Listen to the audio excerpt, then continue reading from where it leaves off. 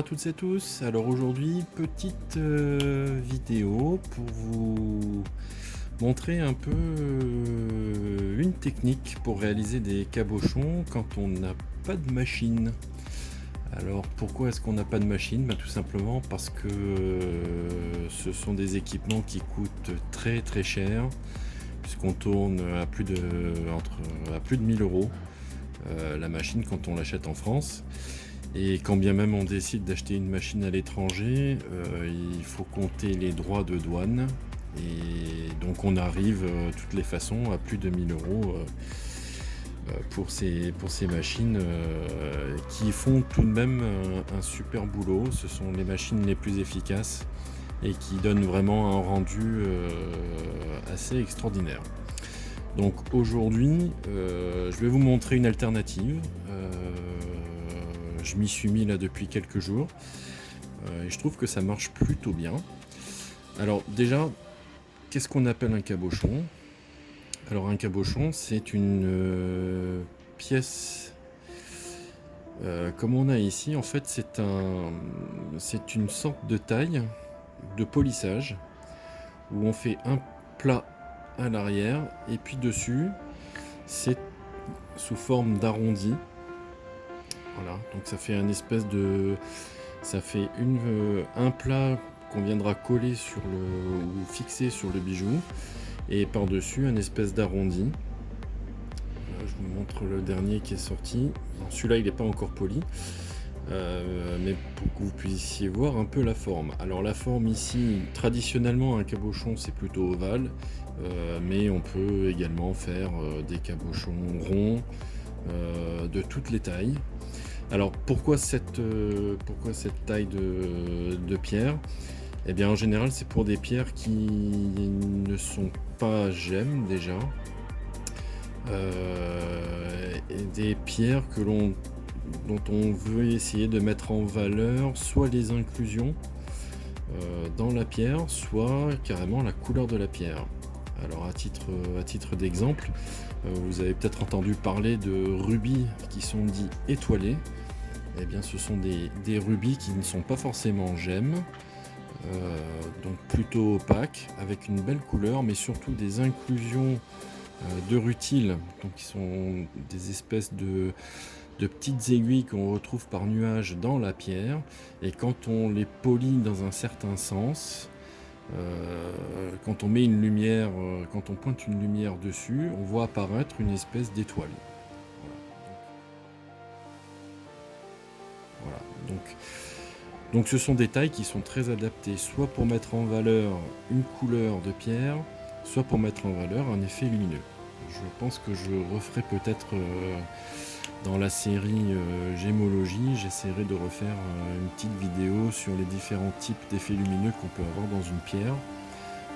C'est un peu ambitieux parce qu'il faudrait que j'ai pas mal de spécimens, et pour l'instant j'en ai pas énormément. Voilà, donc aujourd'hui le cabochon, et pour moi aujourd'hui le cabochon c'est sur du quartz, et c'est surtout donc pour mettre en avant la couleur de la pierre, puisque là sur cette pierre ici on a une couleur plutôt rouge un peu framboise, toujours sur du quartz, et qui vient quasiment du même endroit. Là on est passé sur du brun orange, et ici on est toujours pas très loin, encore sur du quartz, où on met en évidence un espèce de gris avec des traces de brun orange, mais celui-là il va falloir que je le polisse, mais ça on verra ça tout à l'heure.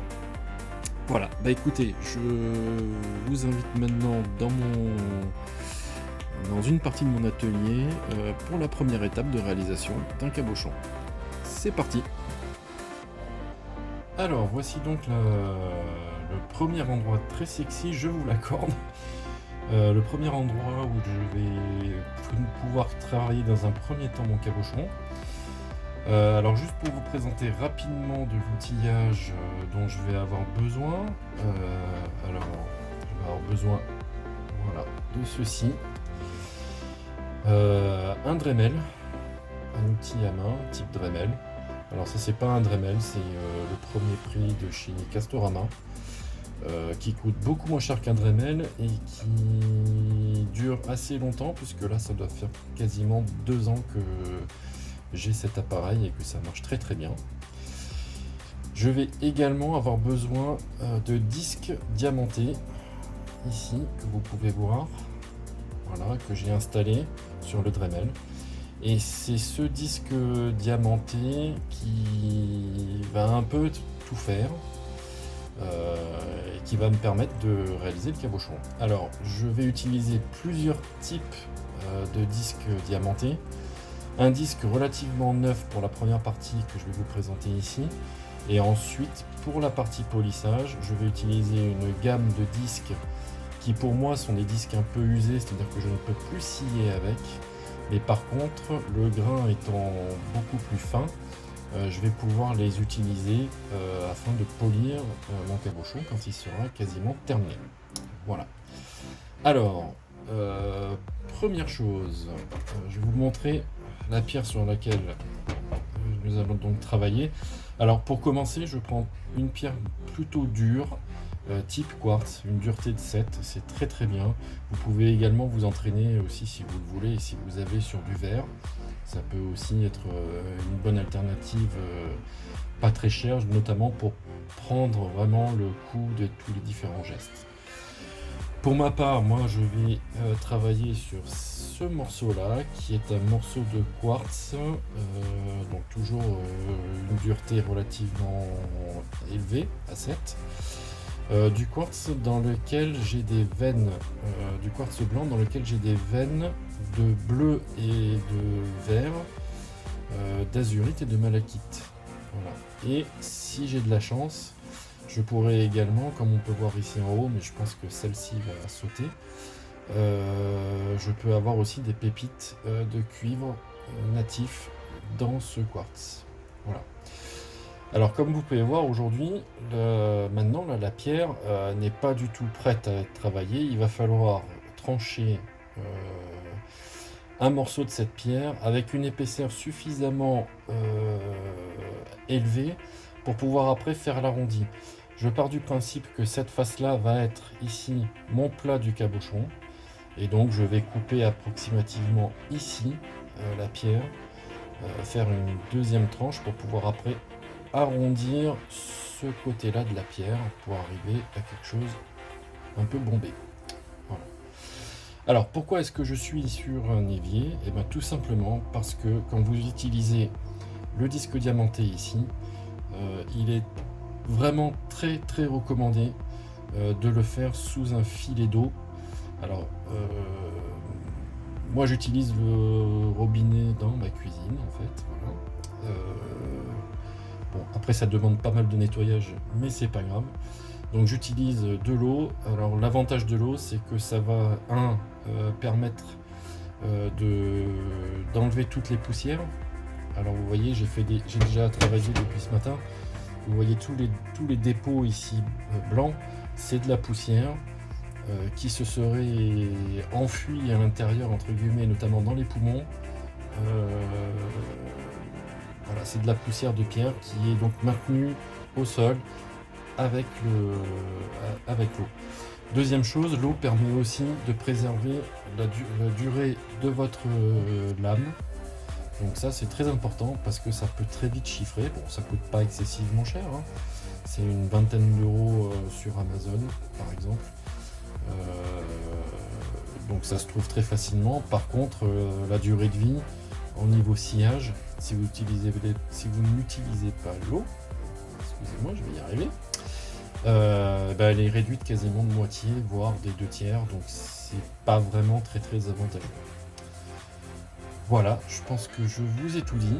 On va passer à la découpe et puis je vous retrouve après pour vous parler de la suite. Allez, c'est parti.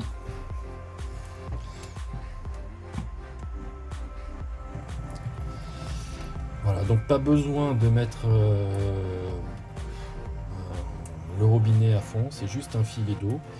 Je vais venir positionner ma pierre ici dessous et je vais tenter de faire une tranche. Alors la tranche ici, je me garde quand même idéalement peut-être minimum 0,5 enfin 5 mm, voire un peu plus, pour pouvoir vraiment faire la partie bombée. Alors c'est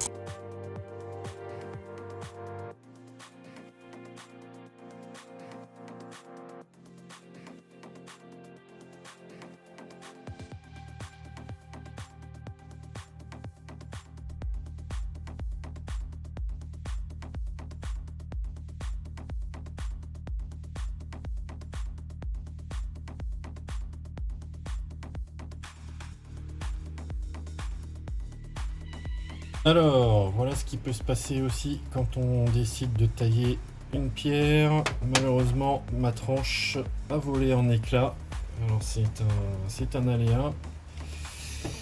En fait, les cassures sont tellement importantes que voilà. Alors, les morceaux sont partis un peu dans tous les sens. Alors, dans ces cas-là, on peut rien y faire, c'est comme ça, c'est le jeu. Je vais quand même regarder, voir si j'ai pas un autre morceau que je peux utiliser pour la démo. Et puis, écoutez, sinon j'en retrancherai un en off. Et puis pour pouvoir continuer cette vidéo. Allez, à tout de suite. Alors, je reviens vers vous. Alors là, c'est carrément la catastrophe. Puisque en fait, la grosse pierre que je vous ai montrée au début, alors ça c'est indépendant de ma volonté. Je vais vous montrer ce qui s'est passé lors du sciage. Voilà, voilà. Donc la pierre, en fait, c'est complètement fracturé. C'est complètement fracturé. Alors en fait, c'est lié au fait que déjà cette pierre-là, je l'ai ramassée au sol. Ça devait être un morceau qui avait été miné à l'époque. Et suivant comment on mine les pierres, ça peut induire des fractures à l'intérieur de la pierre. Et donc, quand on vient scier avec le disque, c'est un risque. La pierre se fracture se morcelle suivant les fractures internes qu'on ne voit pas forcément à l'œil nu comme ça quand on prend la pierre. Bon, c'est pas très grave. C'est les aléas du direct, bien évidemment. Donc j'ai quand même trouvé un morceau ici qui est un peu plus petit. Voilà. C'est un morceau qui est relativement plat et qui est un peu intéressant puisque j'ai, je sais pas si vous allez pouvoir voir, mais j'ai ici, j'espère que la mise en point, voilà, j'ai ici une veine d'azurite que je vais pouvoir mettre en évidence, et ici toute une partie grise qui contient des particules de cuivre, donc ça peut être assez sympa à mettre en place. Et regardez l'épaisseur, c'est pas très épais, donc le cabochon au final va être plus petit que ce que je pensais, mais on va pouvoir quand même en faire un. Alors je vais choisir forcément, puisque je veux mettre en avant cette partie là de la pierre, je vais faire mon arrondi ici, et cette partie là sera ma base. Et en fait, donc la base elle va rester plate. Je vais venir avec le disque diamanté faire un ovale en périphérie, et après je viendrai polir, tailler de manière à ce que ça fasse un arrondi sur le dessus, et puis on va voir ce que ça donne. Alors toujours quand vous faites ça, de toutes les façons, quand vous manipulez le disque diamanté, si possible faites-le sous de l'eau. Sinon, ayez toujours à côté de vous un bol d'eau pour tremper la pierre, pour éviter que ça chauffe et pour éviter que voilà, ça puisse abîmer aussi votre disque. Allez, c'est parti, je passe à la formation du cabochon. Alors, c'est parti.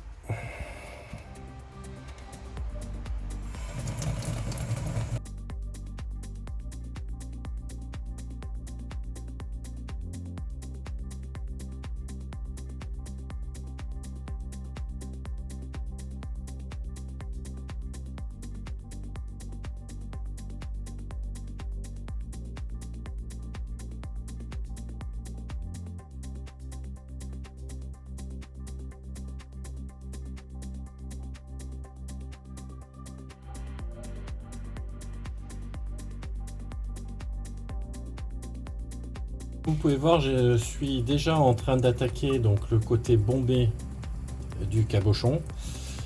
Juste pour vous une petite astuce, il faut éviter de laisser le disque diamanté trop longtemps sur place. Il faut toujours avoir le cabochon dans la main et comme vous pouvez le voir jusqu'à présent, en fait j'arrête pas de bouger la pierre justement pour éviter de laisser un plat qui serait un peu embêtant de rattraper. Voilà. Donc j'ai réalisé le plat ici derrière qui va être la base de mon cabochon. Je vois que je vais avoir du mal à en faire vraiment un ovale, mais ça va être un cabochon un peu fantaisie, on va dire. Et puis là, donc je continue, toujours avec des mouvements de va-et-vient dans tous les sens. J'essaye de faire tourner la pierre dans tous les sens pour éviter de laisser un plat. Voilà. Allez, je continue.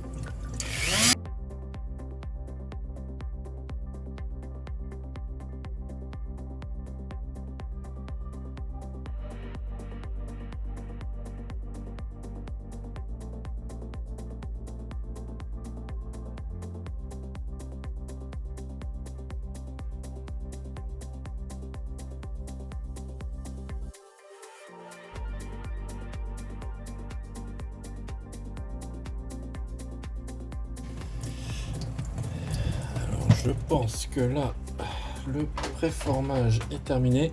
Alors l'avantage aussi d'utiliser de l'eau, c'est que vous pouvez avoir un aperçu vraiment du cabochon comme s'il était poli, parce qu'en fait l'eau va aplanir et va va gommer tous les différents défauts.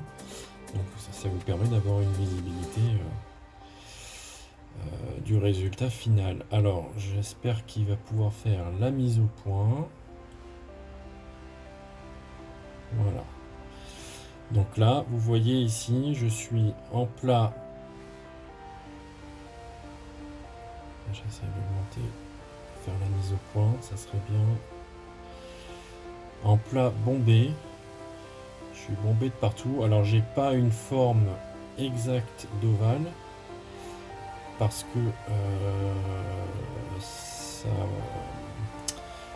ça serait pas très joli au final, donc c'est une forme un peu libre. Je sais pas si vous voyez bien.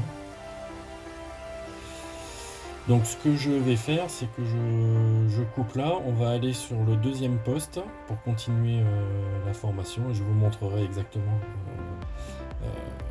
plus en détail le cabochon tel qu'il est là. Allez, à tout de suite. Alors me voilà sur le deuxième poste et je vous montre donc voilà le cabochon tel qu'il est sorti de tout à l'heure. On l'a préformaté, vous pouvez voir que ça fait un arrondi en fait. Voilà. Ici la partie plane, et comme je le disais tout à l'heure, donc je suis pas totalement ovale, parce que si j'avais voulu être ovale, il aurait fallu que j'empiète ici sur la veine bleue d'azurite que j'essaye de mettre en évidence par le cabochon. Voilà. Mais pour l'instant ça a l'air pas trop mal du tout. Voilà. Donc quand la pierre va sécher, vu qu'elle n'est pas polie, quand la pierre va sécher, on va être confronté là à tous les défauts de ce pré-formatage. Donc c'est clair que il y a une troisième et dernière étape qui est vraiment le polissage pour essayer de récupérer un maximum de la couleur et de l'éclat de la pierre. Pour l'instant on n'en est pas encore là. On va passer au polissage. Donc, enfin, on va dire à affiner un peu la taille de la pierre déjà. Donc je pose mon cabochon ici. Je vais utiliser une série de 3 disques. Donc pareil ici, qui est un peu moins abrasif que celui de tout à l'heure. Un autre disque encore moins abrasif. Pour terminer par ce disque là qui est complètement usé, mais par contre qui donne un super résultat de finition sur la pierre. Une fois que je suis arrivé à ce disque là, je vais passer ici un premier polissage au papier. Donc je pars d'un grain de 140 et puis je monte jusqu'à 7005 en papier. Et après je passerai encore à une étape de polissage avec les différentes poudres. Donc ce que je vais faire, c'est que je vais pas filmer en fait le passage des 3 disques parce qu'en fait ça revient exactement au même.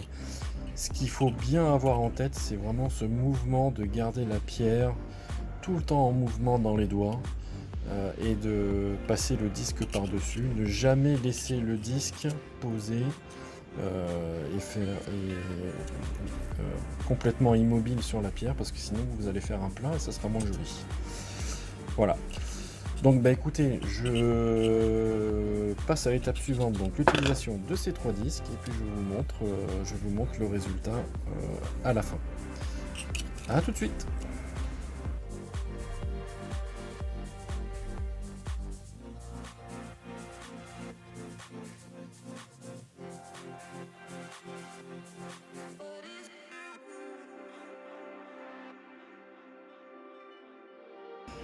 Donc voilà, je viens de terminer avec les disques diamantés.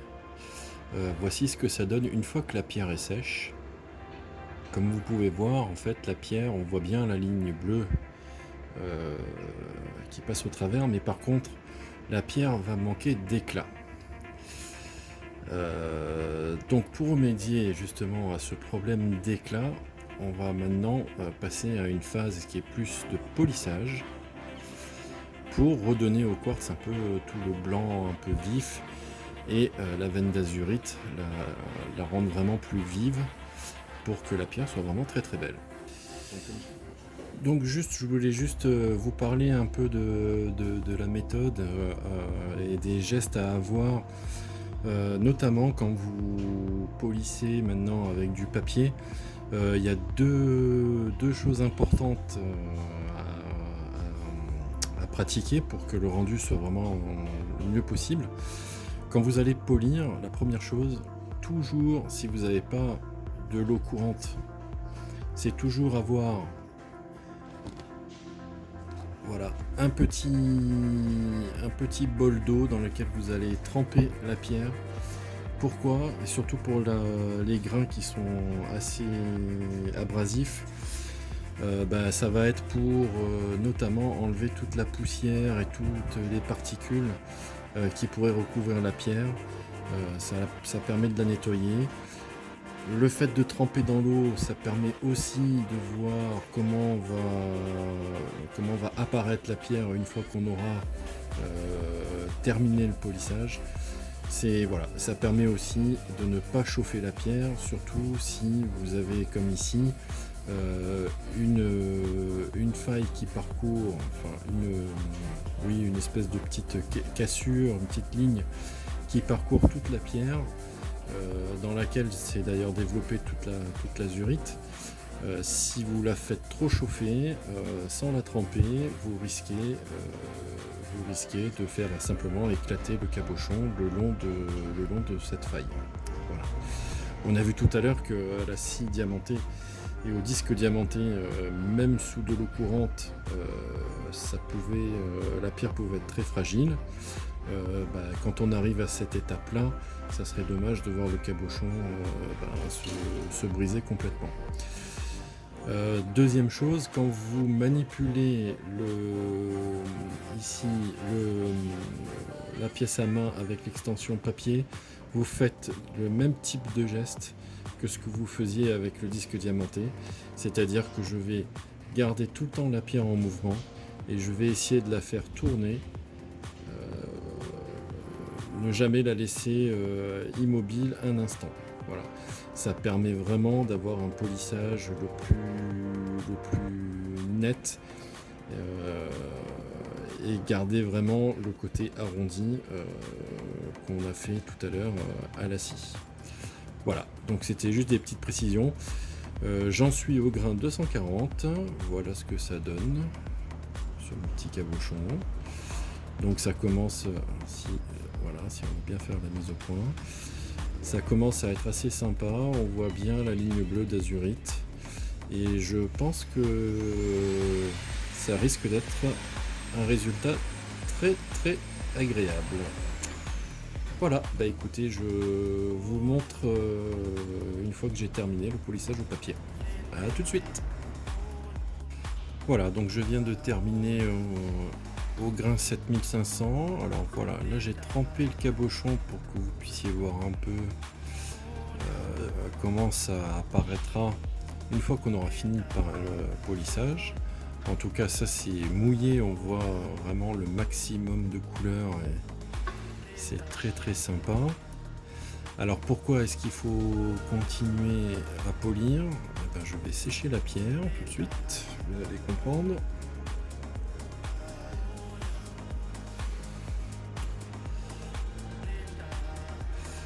Voilà, donc je viens de sécher la pierre et vous voyez en fait que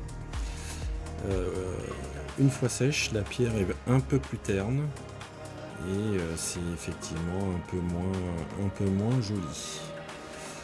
Donc on va passer à la dernière étape de cette petite vidéo, enfin petite qui est longue d'ailleurs, mais je voulais vraiment vous montrer un peu et rentrer un peu dans le détail, vous donner un peu les trucs et astuces.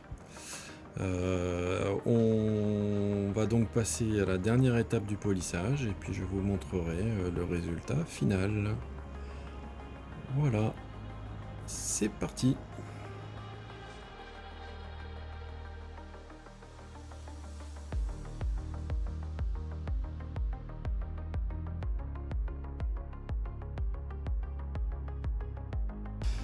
Voilà, donc je suis de retour à l'endroit où tout à l'heure j'ai effectué le sciage de ma pierre. Donc pour cette dernière partie qui va consister à redonner un peu d'éclat et un maximum d'éclat à mon cabochon que je viens de polir au papier. Alors pour ce faire, je vais utiliser deux types de poudre. Je vais d'abord commencer ici par de l'oxyde d'aluminium ou alumine. Voilà, donc c'est une poudre blanche qu'on dissout dans l'eau, qui va permettre déjà de donner un premier coup de polissage en enlevant toutes les petites rayures et toutes les petites marques qu'on aurait pu laisser suite à l'utilisation des outils précédents. Et la deuxième poudre ici, alors qui est pas prête mais que j'utiliserai vraiment pour de la finition, c'est de l'oxyde de cérium que je trouve très efficace. En fait, je trouve la combinaison des deux très très efficace, en tout cas sur le quartz. Pareil, c'est une poudre, alors qui nécessite par contre une dissolution dans de l'eau relativement chaude. Donc pour l'instant, je ne l'ai pas dilué la poudre. Voilà, même principe. Un petit passage. Pour ce faire, j'utilise toujours mon Dremel. J'ai changé d'embout. J'ai mis un embout on va dire en un tampon je vais trouver le mot, en espèce de mousse un peu rigide. Voilà, pour vraiment passer bien par-dessus. Et normalement, le résultat devrait être plutôt pas mal. Voilà. Donc mon petit cabochon, alors je vais essayer de vous le montrer tel qu'il est là à la lumière si je peux.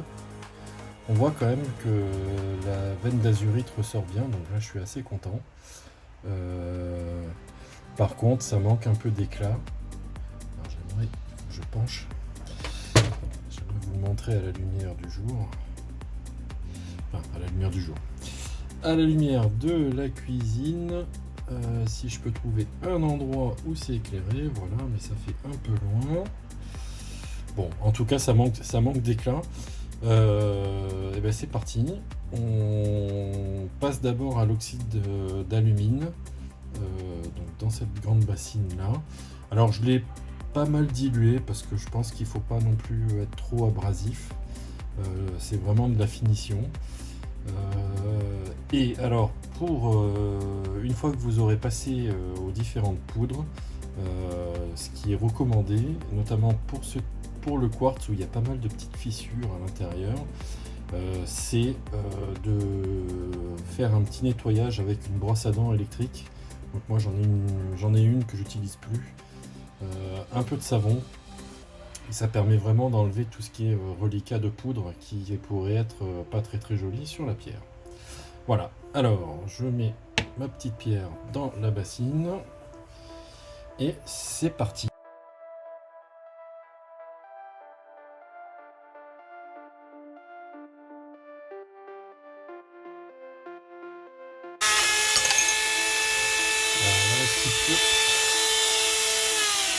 Voilà ce qui peut arriver, surtout quand vous faites des cabochons relativement petits. Alors, pour pallier à ce problème, on peut utiliser ce qu'on appelle un dope, c'est-à-dire on peut venir coller la pierre sur un bâton pour la tenir, pour éviter d'avoir la pierre en main et qu'elle nous glisse des mains. Bon, moi je suis pas trop adepte du dope, surtout j'aime bien sentir en fait la pierre, j'aime bien avoir le contact physique avec la pierre, sentir comment la pierre vibre au passage de l'outil. Ça me donne de super indicateurs, à savoir est-ce que j'en ai fait trop, est-ce que la pierre est sur le point de se briser. Donc après c'est un choix, mais vous avez cette possibilité là. Donc le principe du dope, hein, c'est un peu comme cet embout là, sauf qu'à la place du blanc ici, du tampon, vous venez coller la pierre comme ceci. Voilà.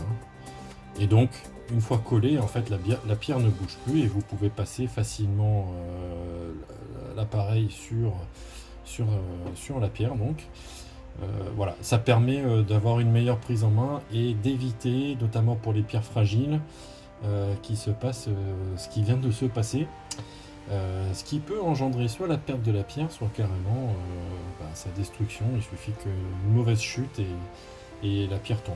Donc moi je prends le risque, voilà, parce que je préfère vraiment avoir gardé la pierre en main pour une question de sensation. Voilà. Bon, bah écoutez, je termine, je vais couper là la vidéo, je vous ai un peu montré.